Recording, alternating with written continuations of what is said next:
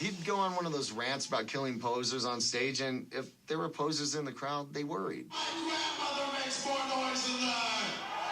My grandmother makes more noise than that. My grandmother makes more noise than that. My grandmother can make more noise than that, and she's dead. Murder! Front row! Murder! There's a murder in the fucking front row!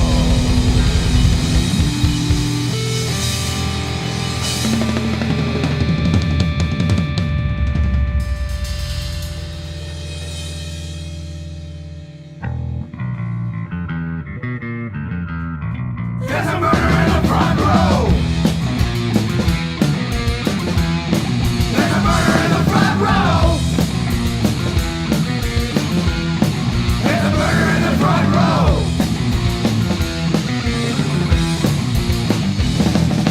Let me tell you all a tale about our local scene. This happened in the 80s when most of us were teens. Ruthie's was our hangout, they served us underage. Lots of crazy characters like kids and Toby Rage.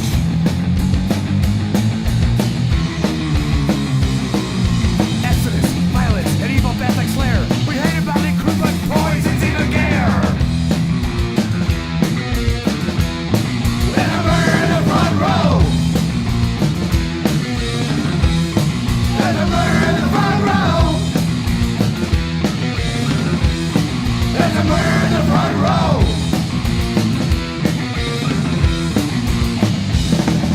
We love the music heavy, and we liked it fast. I broke my leg at DRI and had to wear a cast. Right across the street was a big old tire lot. You will bring a six-pack, I will bring the pot.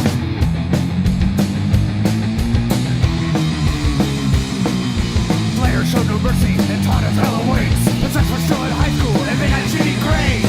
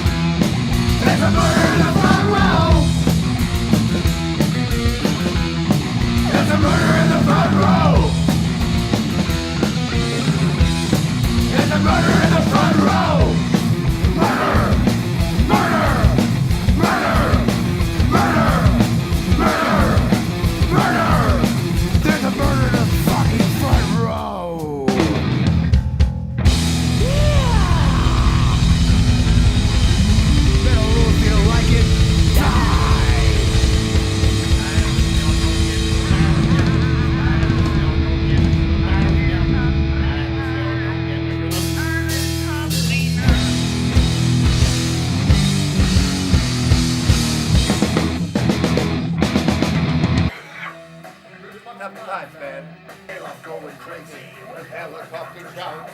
Yeah! And the J felt afraid.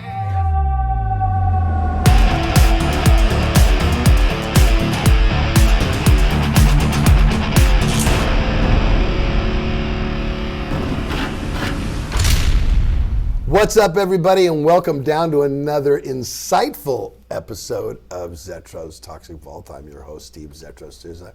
And I was very fortunate enough to be a part of a scene back in the day that has been revered today. I mean, I can go on the road all over the world and people ask about what it was like growing up in the Bay Area in the 80s. And how the scene was, the thrash metal scene, and I mean they're just so, like punch drunk from it. They just love it. And my guest today has so much of that history. There were certain people that were players, there were certain people that were musicians, but there were so many different. I'm going to use this word, characters that had to do with what went on in the Bay Area scene. And I've read I read all of your comments, and you guys have been asking for this guy, so we thought it was about time that we dragged him on the vault. He is definitely a Bay Area icon. He's been around from day one. His relationships with my band Exodus, Metallica, Testament, Legacy, Death Angel, Forbidden, everybody that you can think of, Violence, anybody that's in the Bay Area, anybody that played thrash metal, anybody that played heavy music knows this man. Would you please welcome to the vault? He's Harald Oinman, but you all know him as Harold O. What's up, man? What's up? How you doing? Glad to be here. Good to see you. Thanks for having me, man. So you were tripping on the vault, huh? Yeah. It's pretty dank down here. Pretty dank. It is pretty dank. Definitely dank is a good word to use for it. So, like I was saying during the intro, so many different people were part of the scenes. Some of us were players. I mean, you are a player as well, and we'll get into that. But mostly, there were guys, like Toby Rage.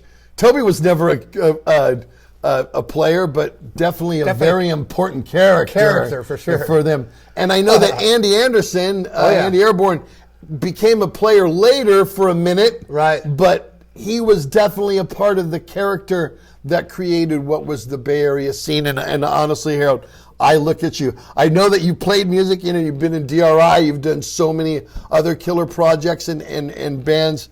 But I look at you as definitely one of the characters that helped create the structure, the infrastructure of what was known as Bay Area thrash or the Bay Area thrash scene. I mean, I would not go to the Stone or the Omni or Ruthie's or the Keystone and not see Harold there. And Harold would be always holding a fucking Instamatic camera. Remember, you had the Instamatic when I first met you, you were using cubes on the top as flashes. Remember that? Oh yeah. Because my very first experience with you was right after, other than seeing you at, the gigs and stuff, was right after I joined Exodus. We did a quick photo session at Emeryville Warehouse Company. Right. And you came out and did that. Do you have pictures of that? Somewhere. If you can find them, send them to Tim. If I have them, we'll be showing them to you right now. If not, just picture it. Yes. Anyways, but what was your first concert? And was that the first time that you felt like, and did you shoot at that concert? Did you happen to bring a camera? And was that your idea at first? And if not, when did that come to you to start shooting, bands or shooting live shows just showing up with a camera? Because nobody did. Everybody has these now, so everybody has a camera. Yeah, it was a different time back then. But 1988, there wasn't 80 people at Ruthie's Inn, 1984 with these fucking things going, hey, let's take, when we took pictures, Harold had his finger around a fucking Instamatic camera going click, click, click, you know what I mean? So it's got to be easier. Talk about that. Talk about your first gig. Well, my very first concert was Kiss, the Cow Palace. Day Elvis died. Day Elvis died. Mine too. Awesome. Amazing. No way. Cheap Trick opening. Yes, I saw. Cost $6.50 to get in. I don't remember. Ken Orman's mother brought us. It was at the Cow Palace. Yes. Elvis died that day. That's right. I remember that. That was huge, and a lot of people in the Bay Area. A lot of them. We're gonna dedicate the last song to the king of rock and roll, Elvis Presley. Rock and roll all night, party every day.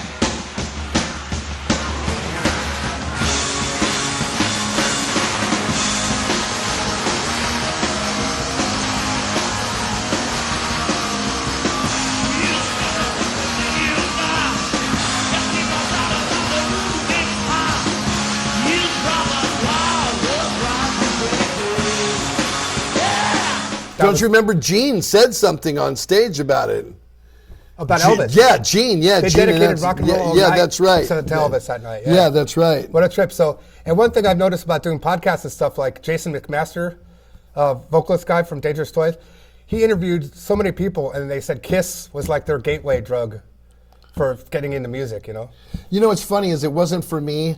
Led Zeppelin was for me, but it was just the chance at 13 years old to go to a concert. You know what I mean? And, Right. and see such a huge a show. And at that time, Kiss was the pulse of what was rock and roll. Oh, they for were, sure. That was the new thing. They were the new band and yeah. the new thing. So I was a huge member of the Kiss Army. I had the belt buckle, I had the T-shirt, I had the whoopee cushion, I had the lunchbox, all that stuff. And That's the name, Kiss. They may look insane, Kiss. It rocks your game, it's Kiss. This is Kiss, each sold separately, and you can put them in any crazy pose you want. That's the name, Kiss. They may look insane, Kiss. It rocks your game, it's Kiss. Kiss, each 12.5-inch figure sold separately by Mego.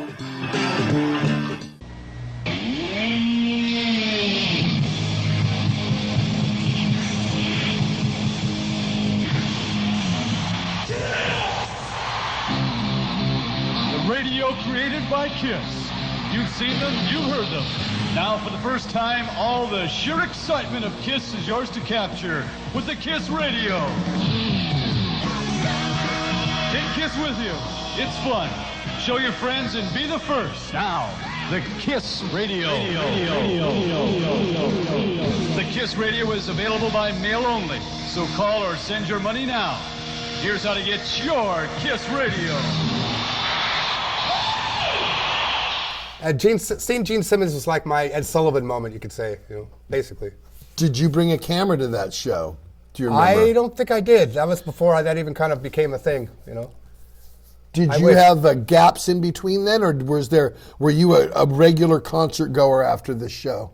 Yeah, I think that was what, 77? August 77. So I was 14 then. Yeah, I was born in 63. So yeah, I started going to a lot more shows. My parents wouldn't let me go to one before that, basically. And a buddy of ours, a buddy of my dad's, my best friend's dad had to go with us and kind of hold our hand. And he just kind of just mingled in the crowd, and we just went and saw it. It was just like, life-altering experience, you know.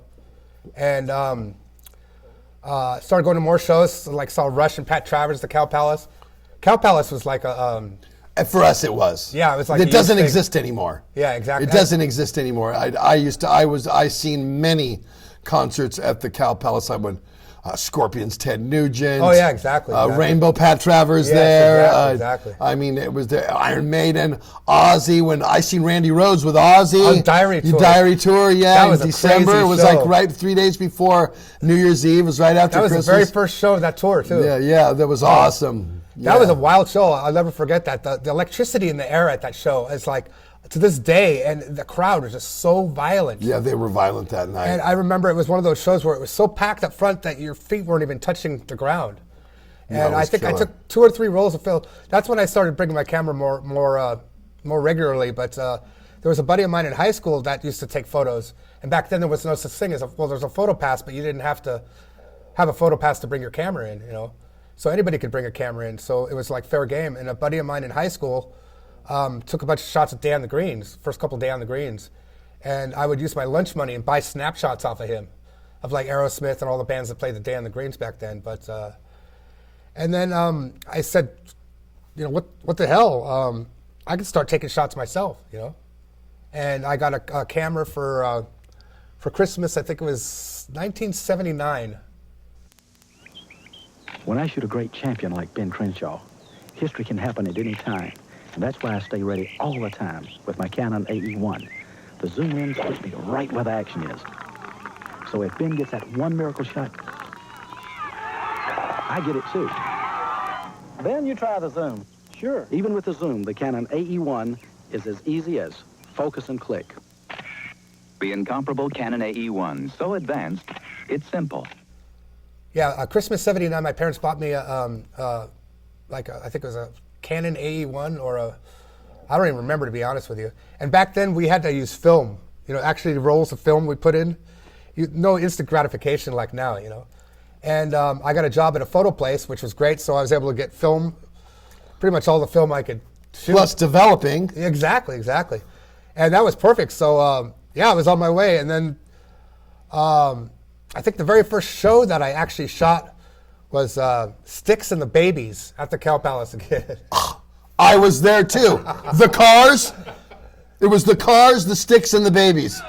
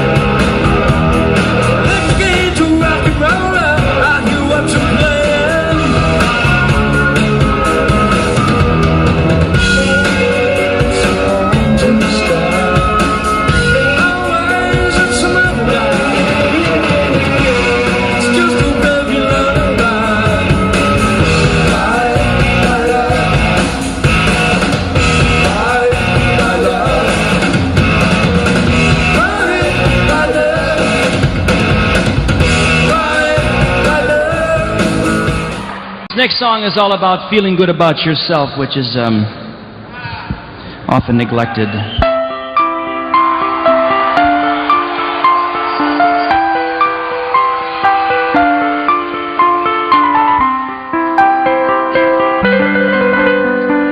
I'm sailing away, set an open course for the virgin sea, 'cause I've got to be free, free to face a life that's ahead of me.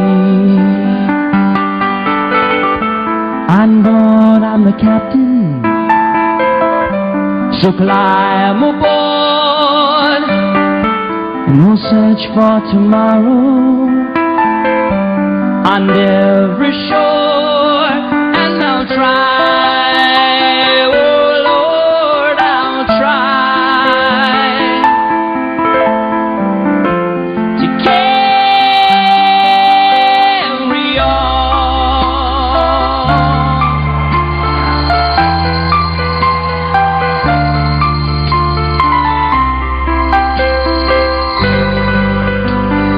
I look to the sea, reflections in the waves spark my memory. Some happy, some sad. I think of childhood friends and the dreams we had. We lived happily forever, so that story goes.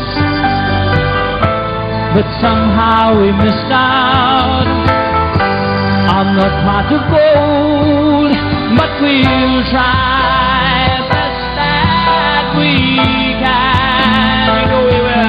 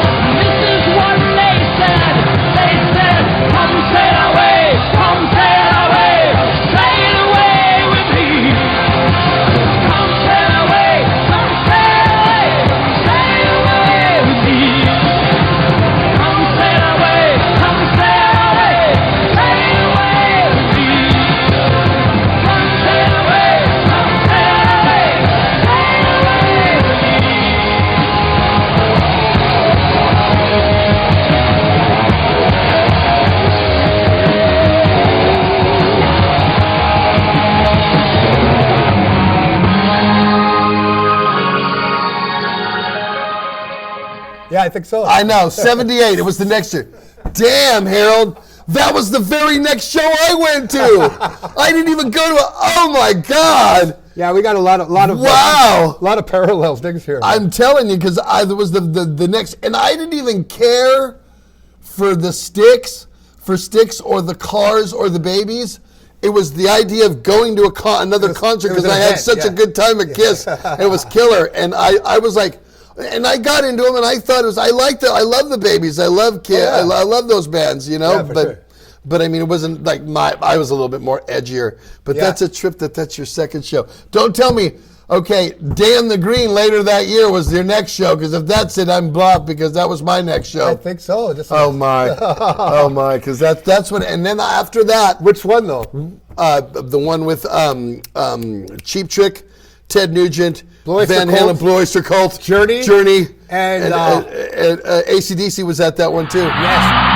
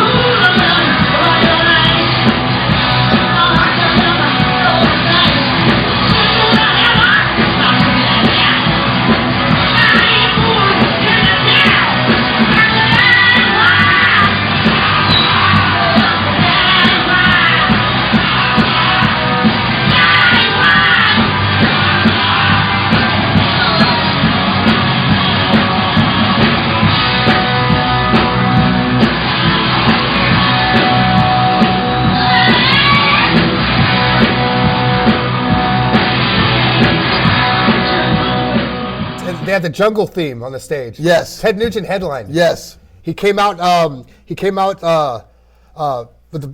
Okay, that was the second one. No, the next one with Aerosmith, AC/DC, and Mahogany Rush. He came out on the Vine. That was the year after. The year after, exactly. 79.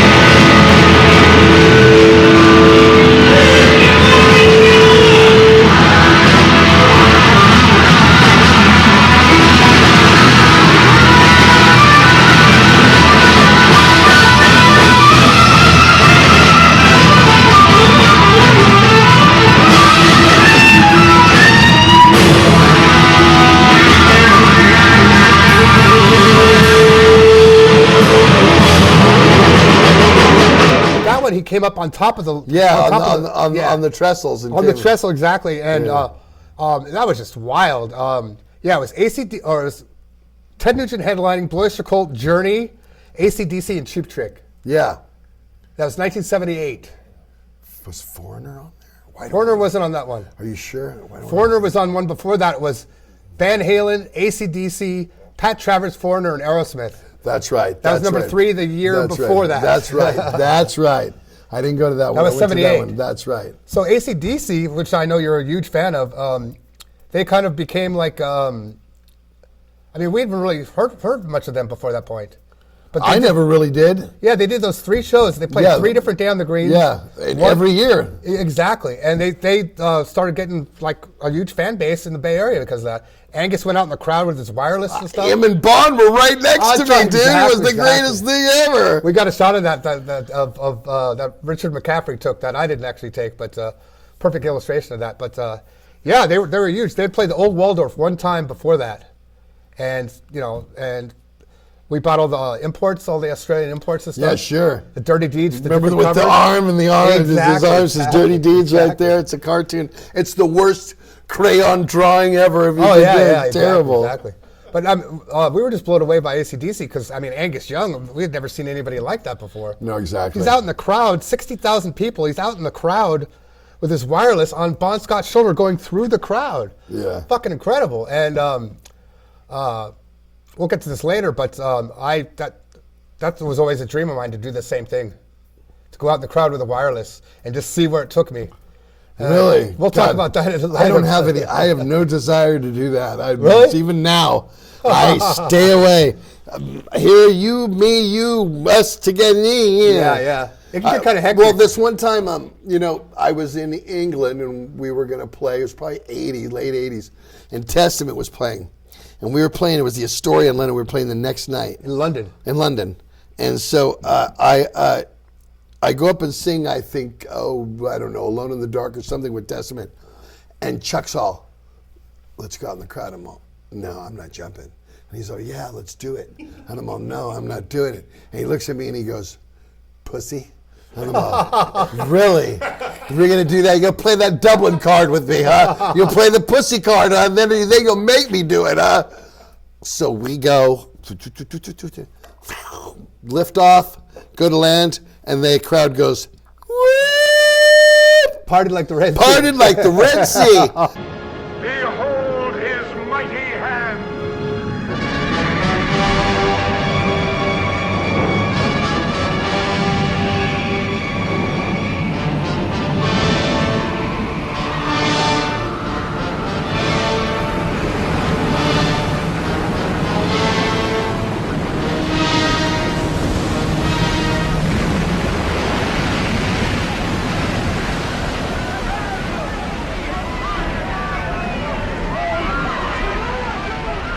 I went, my arm came out of its socket. You ever do that before? Sometimes you throw your shoulder out. I did it with my knees a couple times. Yeah. And and people are like patting me, and I'm like, oh! And I had to grab my arm, pop it back in. Oh. I got up on stage. I was like, I said, I'll never fucking do that again. And you guys, I don't care if you go like this or not. I'll never do it. I ain't coming out in the crowd. If I can get close enough to fist bump you or slap your hand, I will. But that's as far as it goes.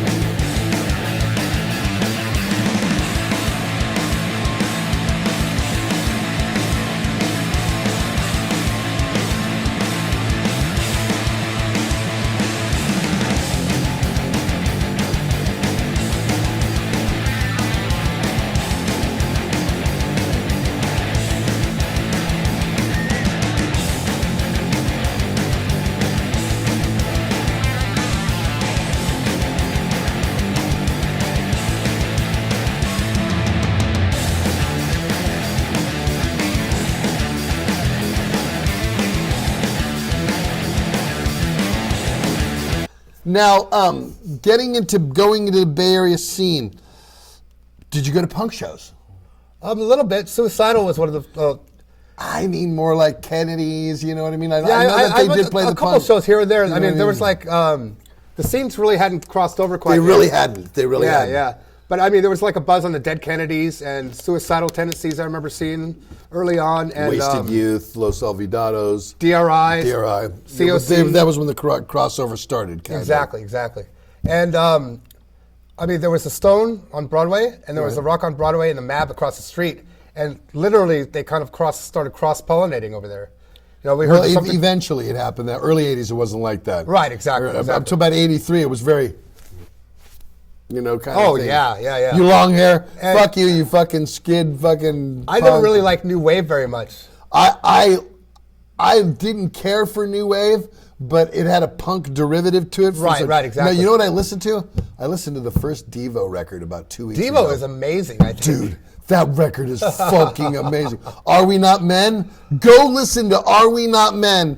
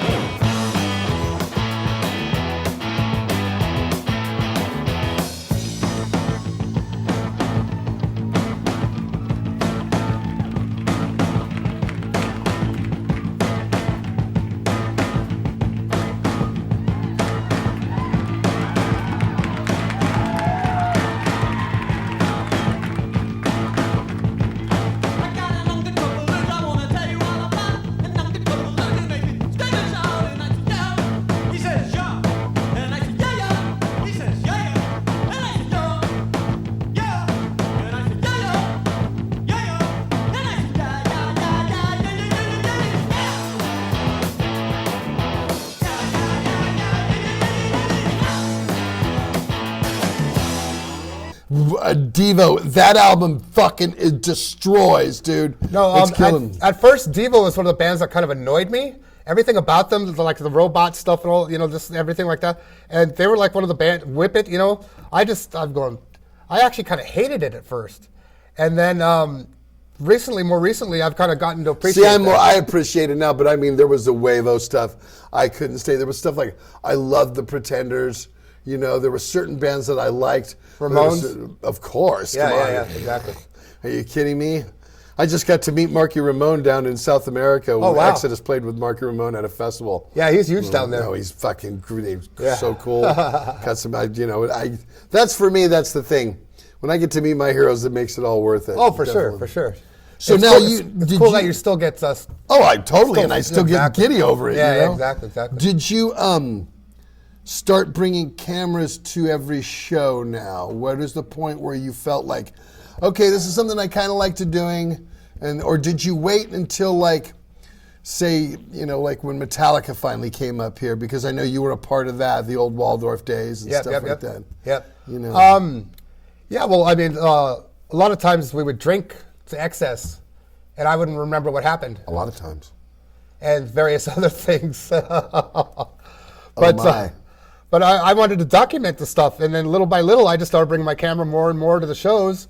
And then, like, Metallica would play the Keystone or whatever, and then the next time they'd play, I'd bring them the stack of shots to give it to the band. And then, they ended up liking them, using them on some of the records, Was that mostly, is that kind of what gave you the confidence or the boost to whereas, because Metallica, they paid a lot of attention to you at that time.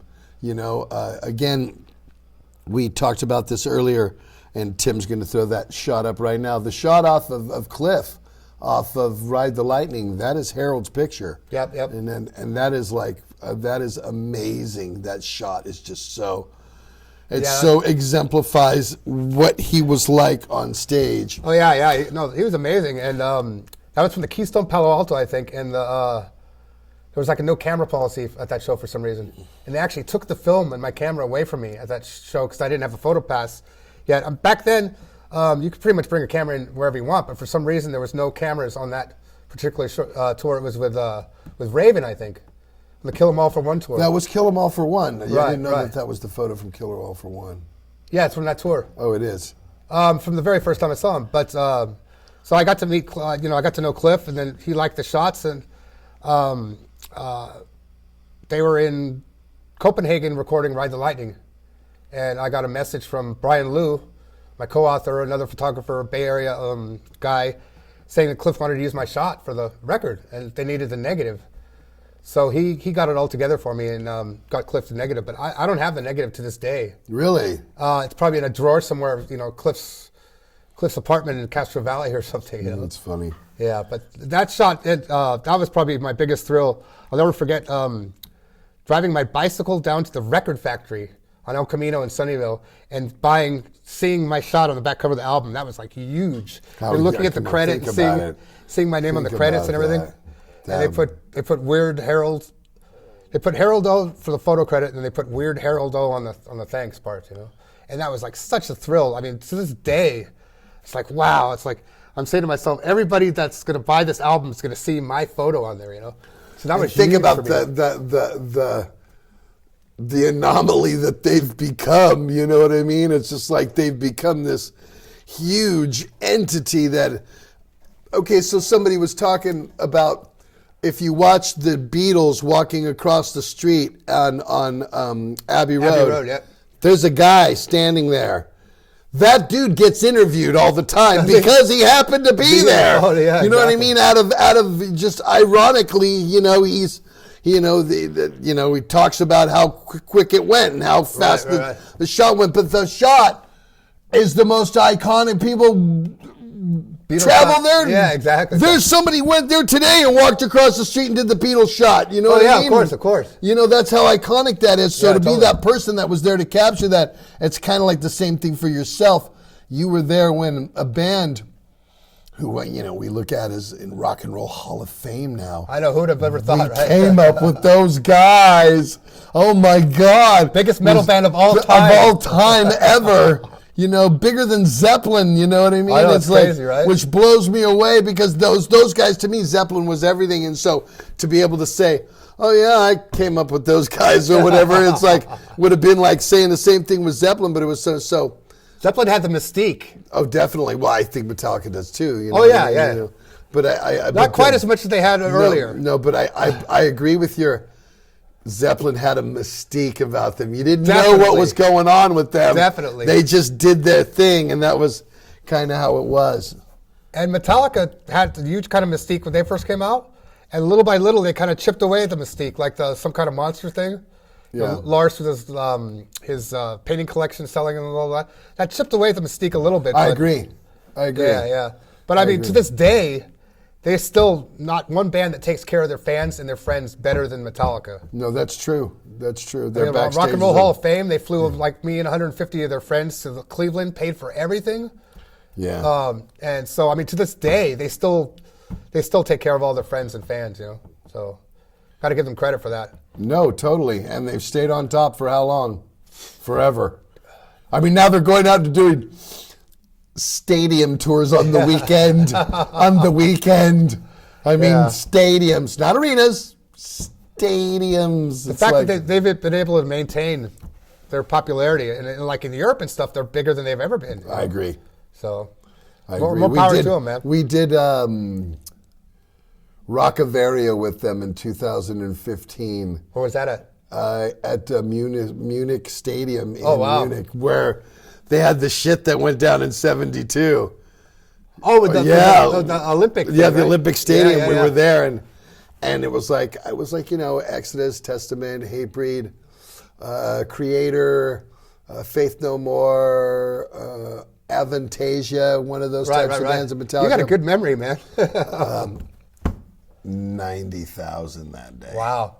90,000. Now, when we went on, there wasn't as many, 90,000. Right. But by the time Metallica played, Faith No More, Metallica, there's 90,000 people in there. Amazing. It's like, wow. Yeah, exactly. Pretty crazy.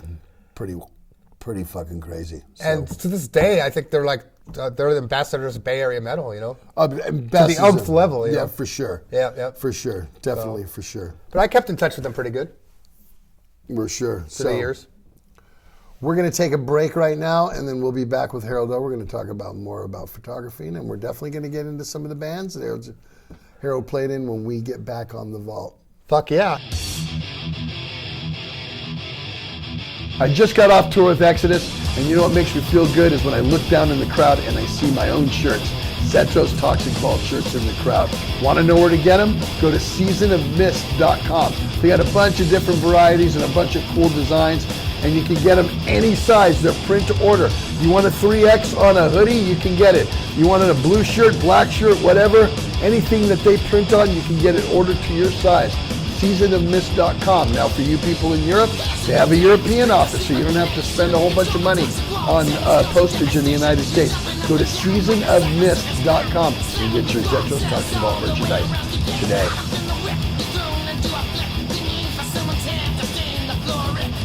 What's up, everybody? You know how we get going in the morning and we get the vault going? Death Wish Coffee. Death Wish Coffee has been a sponsor for the show since the beginning, and we love their stuff. You can get it in any major grocery store, or just go to deathwishcoffee.com and order some today. Remember, want to get your day going right?